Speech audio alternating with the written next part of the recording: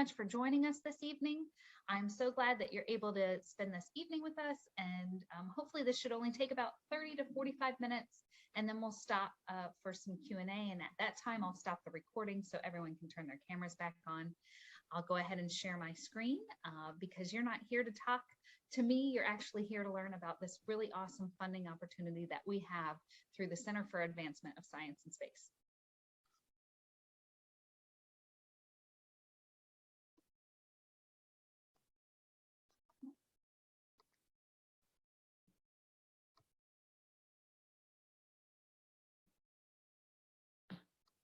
Again, my name is Courtney Black, and I'm absolutely thrilled that you're here with us to learn more about Expedition Space Lab, science and space within your reach. Joining me tonight is Ms. Samantha Thorstensen, who is the Education Program Director at the Center for Advancement of Science and Space. We are the organization that runs the International Space Station National Laboratory, and we're just thrilled to be able to bring this educational opportunity to you. Now, many of you may have already heard maybe some inklings about Expedition Space Lab and what it is, but first I want to touch briefly on the International Space Station itself. The International Space Station is your laboratory. It is owned by taxpayers, and we send science to the International Space Station for the benefit of humanity and life on Earth. So it is our joy to share some of those educational opportunities and STEM programs with each of our ambassadors, our space station explorers, partners, and educators all over. It sounds like someone doesn't have their mic muted. So if you can go ahead and just make sure that microphone is muted, I'll let you unmute later when we do the Q&A portion.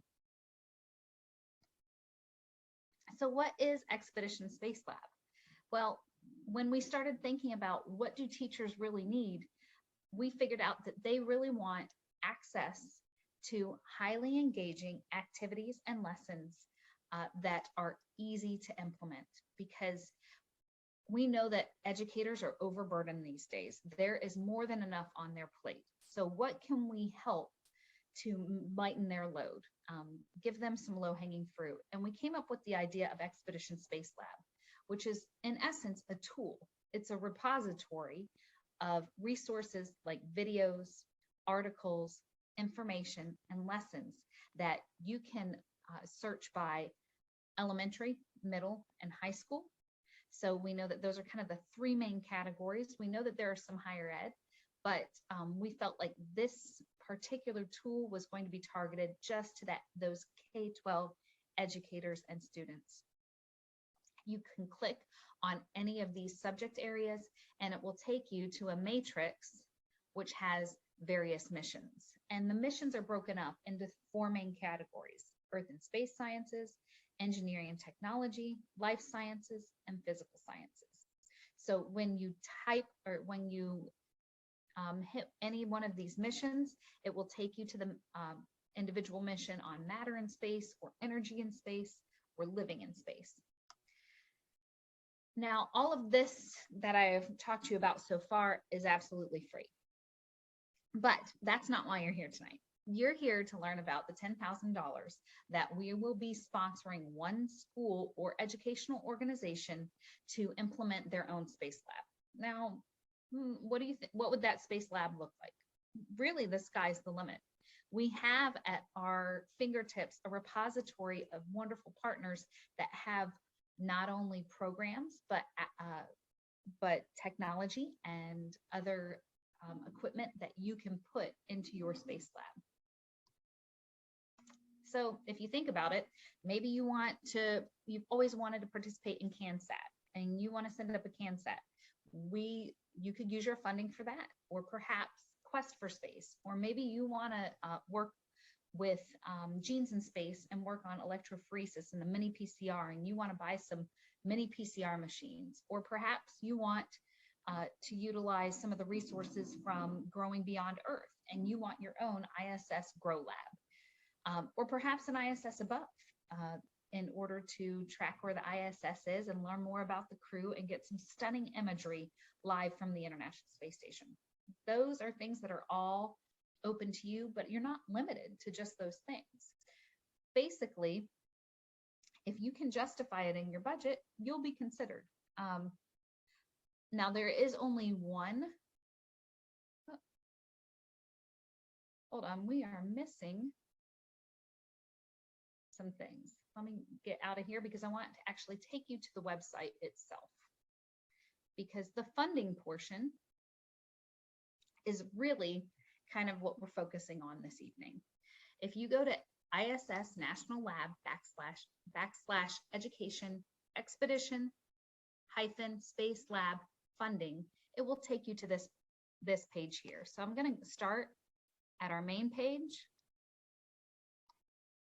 which is ISS National Lab.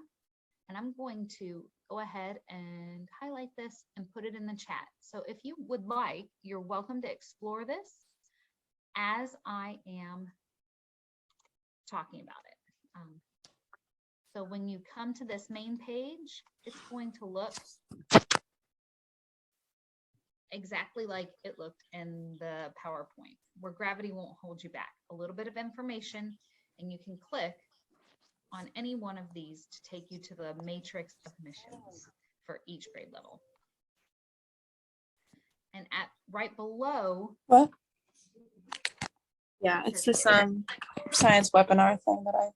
Hey Lisa, welcome. Hey. Oh, I think she's muted now. Great. Okay. And it says click here for funding opportunities. So when you click here, it's going to take you to that funding opportunities page with some frequently asked questions. And these are the three main documents that I want you to take a look at, because when you click on the funding application, it is an application right in document form, and it's going to download it automatically for you. And you should download all three of these. This is the evaluation criteria and then the sample budget. And this evening, I want to go ahead and go through these briefly. I don't want to go into too much detail, but if you have any questions, I'm open to questions at the end of this webinar, as well as this email right here goes to all three team members of the STEM team. That's spacelab@issnationallab.org, so that you can email any questions you might have to that. So I want to go ahead and start with the application itself. It's got a little bit of legalese, so please forgive me, but our contracts team requires some of these information. Before I get any further, I want to let you know that this opportunity is only open to U.S. Organizations. So if your organization or your school is outside the U.S., I apologize, but this is not going to be something that you will be able to apply for. That you can apply, but you won't be considered. So I wouldn't spend your time. We are a taxpayer-funded organization, and therefore any monies that are funneled through our organization can only go to U.S. entities. So that's something really, really important to get out of the way. This is pretty standard: organization name, main point of contact, and head of organization. Everything must be complete and filled out. But the nice part is it's not a real lengthy application. We want you to be concise. We want you to tell us exactly what you plan on doing with this money and how you're going to create your own space lab. So we're asking each answer to be limited to 250 words, and there's only three main questions. We want to know about your organization and the population served. We also want to know about your partnerships and implementation plan. How are you planning on executing a space lab? Are you working with any other organizations? And please feel free to reach out to some of our Space Station Explorers partners, because I know that they would love to help you create your own space lab. You can reach out to them with ideas, because a lot of times it's those beautiful partnerships and that collaboration that really put someone's proposal at the front of the class. And then the final criteria, or the final thing we're going to look at, is a budget table and narrative. Basically, how are you going to use this $10,000? Now, you could say, I want to take this $10,000 and try to send something to space, because that's a pretty expensive endeavor. And I'm not sure that that's going to be the very best use of your money or application. So you're going to have to get a little bit creative. but this is where we want to see that you're going to use this money to reach as many students as possible. And then finally, we're going to ask for a budget. Now, this is not binding.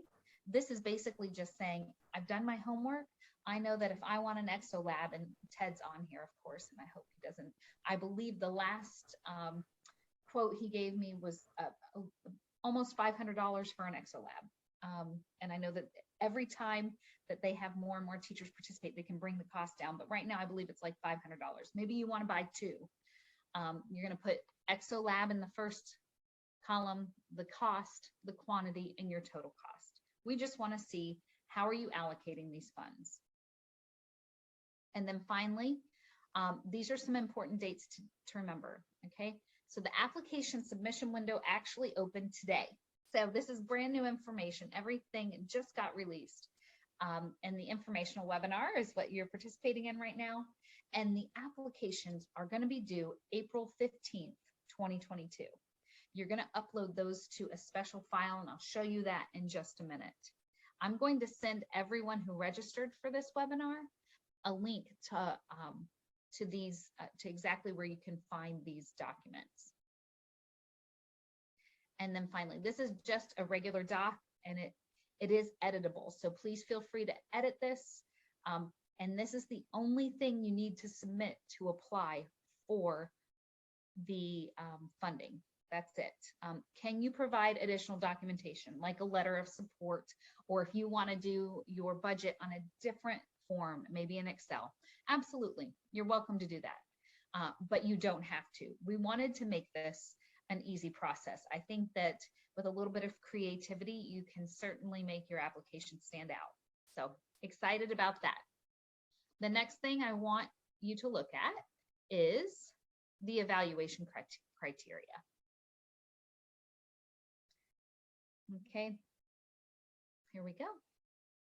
And basically, this is everything you're going to be evaluated on, in addition to alignment with our goals. So there will be special circumstances. If you work with a very special population, that may come into consideration.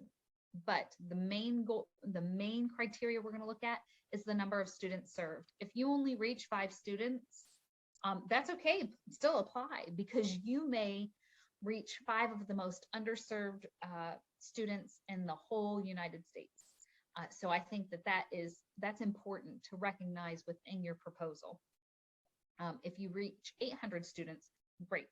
Your proposal may be given a little more consideration than that proposal that reached 5 students, but we're really just looking for an organization that's going to do amazing things with this with this funding. Demographics and underserved populations. This is an important one because we know that there are certain schools and certain communities that have access to amazing opportunities. We want maybe those students that don't have that kind of access. And we went ahead and defined everything that would fall under an underserved population, including a low socioeconomic, racial and ethnic minorities, first-generation students, remote and rural students, foster care youth, students with incarcerated parents, English language learners. And this list is not exhaustive, but perhaps maybe you teach in a rural school and you think, well, we're not underserved. Well, yeah, you are. We definitely considered rural students to be underserved. They may not have access to a lot of the resources more urban students or populations will have access to. Your strength of implementation plan. Your ideal application will have an implementation plan that's easy to execute, easy to understand. I can read it and say, oh, that's what they're going to do. That's how they're going to accomplish this. Are you going to have an actual dedicated room that's a space lab? Is it going to be a space lab on a cart? Is it going to be your classroom and you're going to have a portion of your classroom that's turned into a space lab? I'm looking for creativity here. Our team is looking for creativity here, and I can't wait to see some of the ideas that you come up with because educators are a very, very creative lot. Cross-curricular involvement. Did you involve other teachers or other subjects or other departments within your school? Maybe the art department is going to help you design your space lab. Maybe the agriculture department is going to grow your space garden with your space tomatoes from Tomatosphere. Whatever that is, and whatever that looks like to you. If you are a one-man show and no one else wants to participate, please still apply, because I know that there are a lot of lone rangers in some of these schools that are fighting really hard for kids to bring opportunities.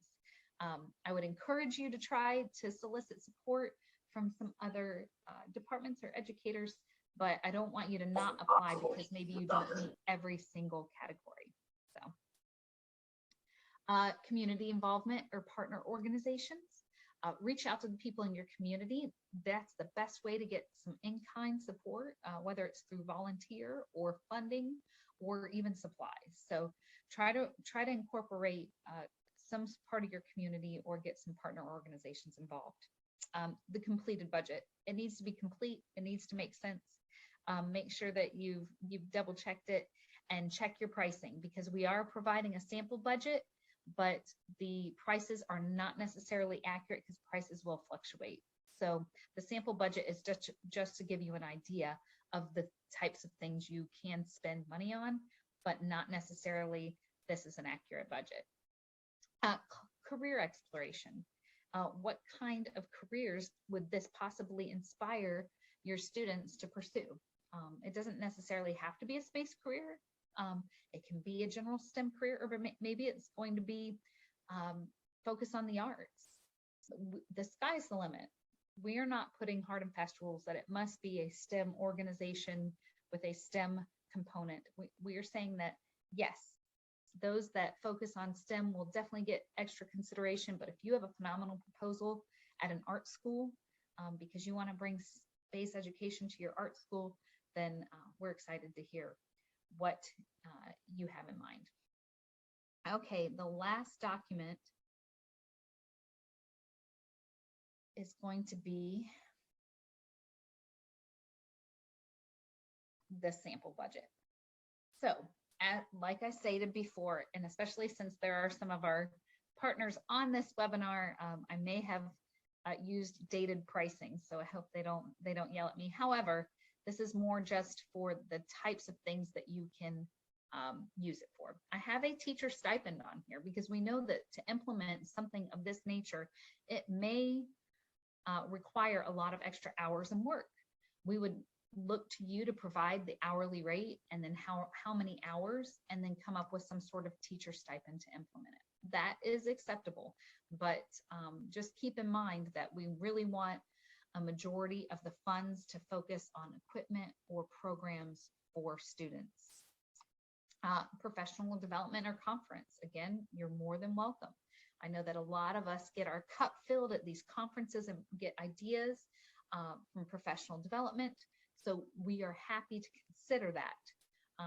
But again, if you can have some sort of in-kind to sponsor you for the professional development or the conference, that may strengthen your application as well. Be creative here. And I feel like I don't have to tell educators that, because you can MacGyver any small amount of money and resources and make something truly phenomenal. So we hope that this one organization that receives the $10,000 is going to do something truly spectacular, and I know you will. So consumables. Programs like Tomatosphere are free, but anybody who's done Tomatosphere is like, well, wait a second, I need seed starters or the little peat pots. And maybe I want a little greenhouse for my classroom, or maybe I want a tower garden. So there may be consumables or supplies to go along with the program. We don't want a detailed list of every pencil and popsicle stick you bought for a project. We just want an idea, this consumables to amount to this amount of money. ARIS radio kit, that is something that ARIS provides. And their like I said, their website's going to have the most current pricing. IS Above educator kit, an ExoLab. I have ExoLab 9, but we're actually going into ExoLab 10. I'll have to update that already. ExoLab also has teacher kits and student kits, so they can participate right at their desk, which is really cool. Maybe you want to do germs in space and purchase some Dream Up kit or Dream kits from Dream Up. That would be a spectacular activity. The classroom kit is $550 at last check, but like I said, these prices are probably dated. The ISS Grow Lab, Quest for Space has heat sensor activity, and Quest for Space level 1. Level 2, I believe, gets into robotics, and level 3, you send experiments to space. So we have Storytime from Space book collection. This is an estimate based on all the titles that are currently on station. Tomatosphere, Storytime from Space, Orion's Quest, Genes in Space, and maybe you're going to bring to our attention a new program that you would like to incorporate into your space lab. Absolutely acceptable. We just chose our partners and our partner programs just for the purposes of this budget. Finally, okay, great. You have all these documents. You've filled out your application. What do you do next? So when you go to this funding page, there's a button here that says upload documents. All you're going to do is click on it. After your application is complete, you're going to take that application. I'm going to pretend for a second that, oh, this is my application. And I would just select files, go into my files, and upload my application. So it's actually pretty easy. And we've tried to make it as easy as possible. I see some questions in the chat. I'm going to go ahead and stop sharing and take a look at the questions. Oh, Samantha, okay. Thank you for the, oh, wonderful. Well, it looks like it's more feedback than questions. So that is pretty much the extent of the overview of the presentation. So what I'm going to do now is I'm going to go ahead and stop the recording. Now this